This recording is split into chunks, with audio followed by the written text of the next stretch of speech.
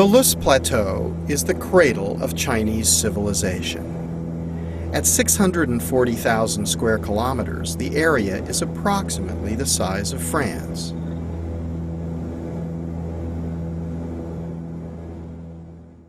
Located south of the Mongolian steppe and the Gobi Desert, and east of the high Tibetan Plateau, the region has long been known as the most eroded place on Earth.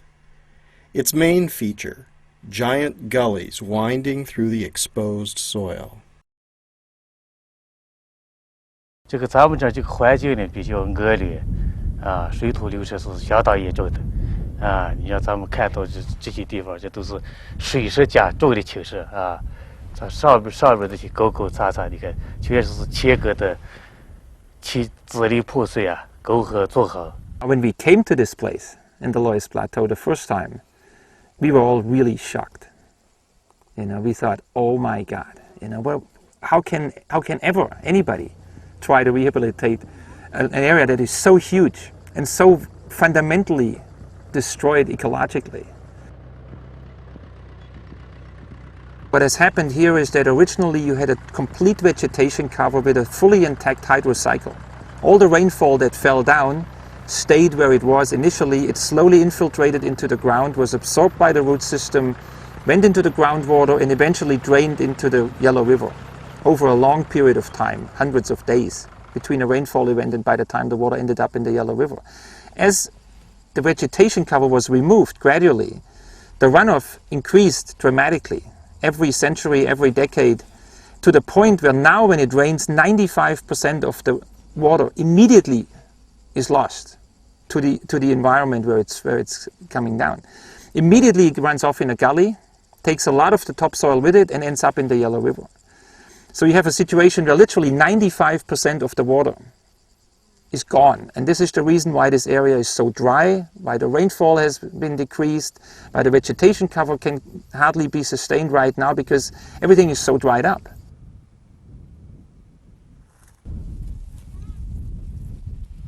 It's hard to imagine that at one time this was a mixed forest and grassland ecosystem, so nurturing that it gave birth to the largest ethnic group in the world.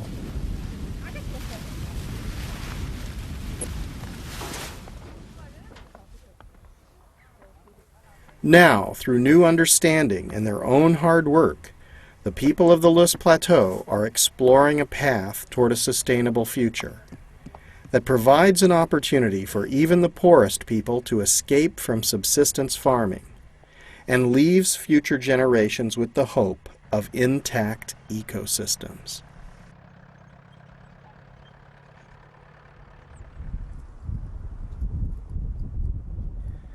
The Yellow River begins high in the Tibetan Plateau and meanders through northern China to the sea.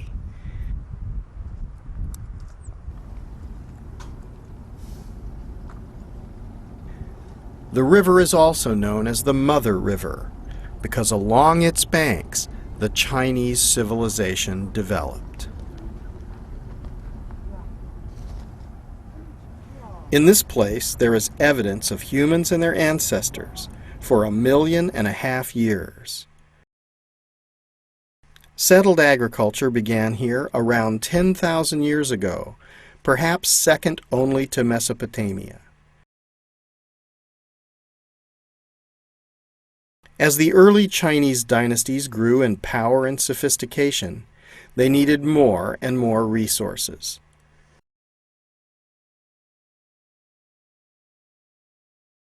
Great cities and a great civilization emerged, with little thought about what was happening to the environment.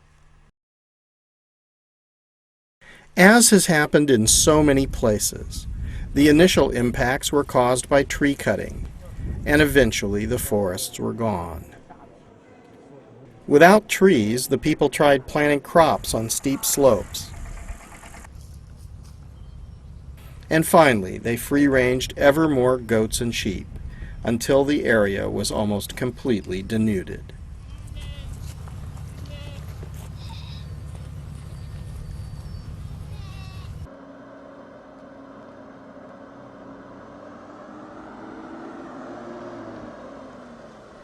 Each year, over 1 billion tons of sediment choke the Yellow River.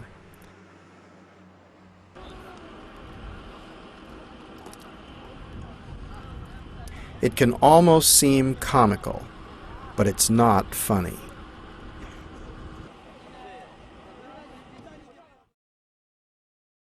And that's not the only impact.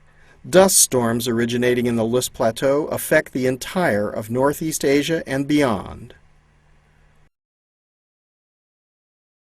The dust can be tracked by satellite around the world and exacerbates the greenhouse effect, increasing human impact on climate change.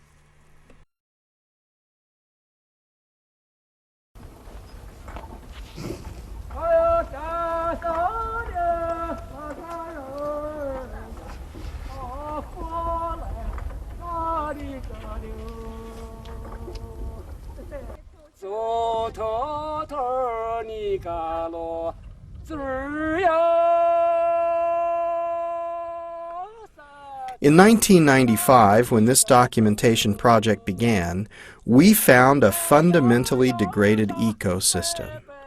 The first thing we noticed was an absence of vegetation cover. As we learned more, we found that soil stability, natural fertility, the ability to absorb water, and the ability to sequester carbon had all been lost. The Loess Plateau illustrates the fact that human impact without environmental awareness leads to ecosystem collapse.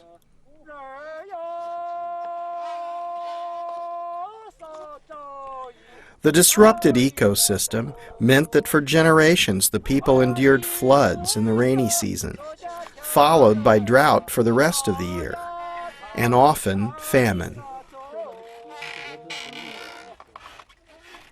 The people living on the Loess Plateau were trapped in a tragic cycle of poverty and ecologic degradation, where their own unsustainable actions were destroying the environment. The harder they tried to scratch out a living, the more the environment was impacted. Without completely changing their behavior, there was no possibility of them ever escaping from poverty. This was China's sorrow.